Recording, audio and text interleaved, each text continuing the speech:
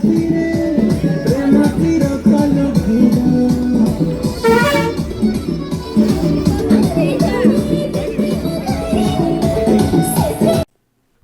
पान दुकान हेउ बा अन्य दुकान गुटका बिकिबा एक अपराधिक कार्य बोली दर्शाई स्वास्थ्य विभाग और पुलिस विभिन्न स्थान रे चढ़ाऊ करुछंती।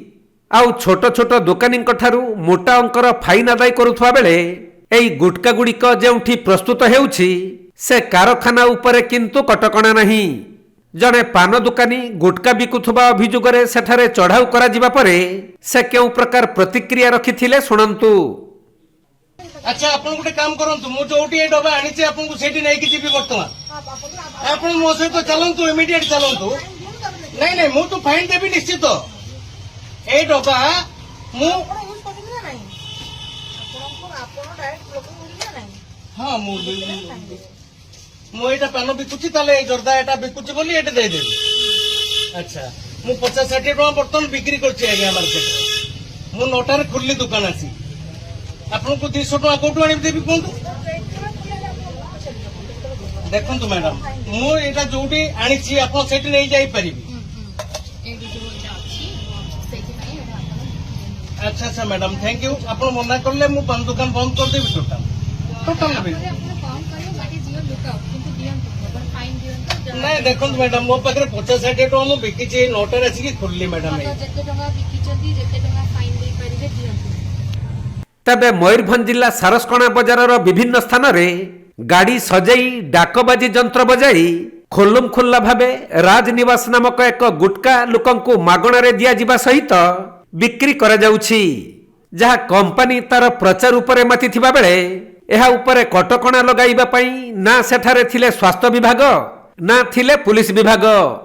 जेतेबेले सरकार नियम प्रणयन संपर्क रे आम प्रतिनिधि तांको पचारिले राजनिवास गुटकार प्रचार पई आसीथिबा व्यक्ति माने किपरि जुक्ति करूछंती सुनंतु।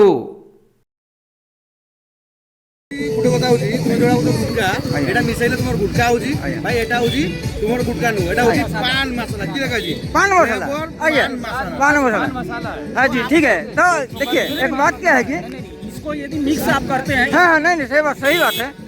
आप इसको खाओ तो खाओ इसको इसलिए अलग फेंक दो अलग ये पान ये है राजनिवास।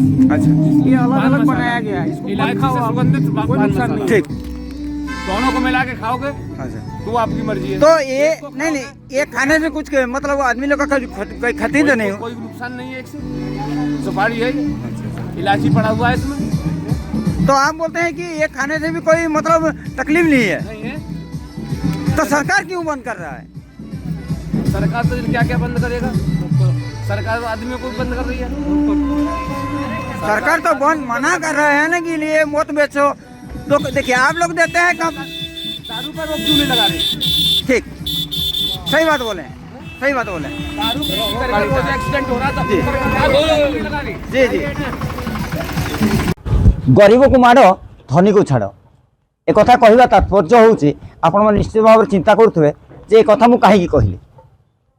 किछि दिन पूर्व आपण मैंने देखिथिबे प्राय बारिपदा हो बालेश्वर हो कटक हो भुवनेश्वर हो प्रति जगार जो मैंने कि गुटखा बिक्री करुले प्रशासन तरफ कटकणा लगा जाऊला और फाइन नि तेरे ये गोटे कथा कहवाई चाहिए जो छटिया दुकानीटे जिते परिवार प्रतिपोषण ता बुढ़ीमा मुहर टी औषध देवाई छटिया पान दुकान टे कर दी पैसा आनिले परिवार चलूला फाइन नि जाऊला।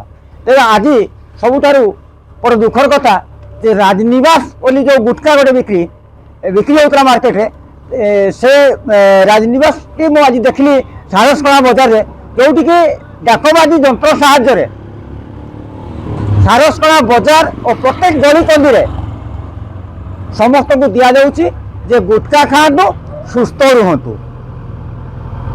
तेरे ये गोटे कथा कहवाई चाहिए जे गोटे गोटे सरकार कहते जे सिगारेट पान गुटखा दूर रुहतु तापर आज केमिति पुणी से राजनिवास गुटखा आनी प्रत्येक गली कंदारे पशि लोक मान गुटखा खातु सुस्थ रुहतु बोली प्रचार करा या पछे कारण कौन ताले एथि जना स्पष्ट भाव में जना पड़ुछि जे गरीब मुहरे माड़ ଆଉ ଧନୀକୁ ଛାଡ଼।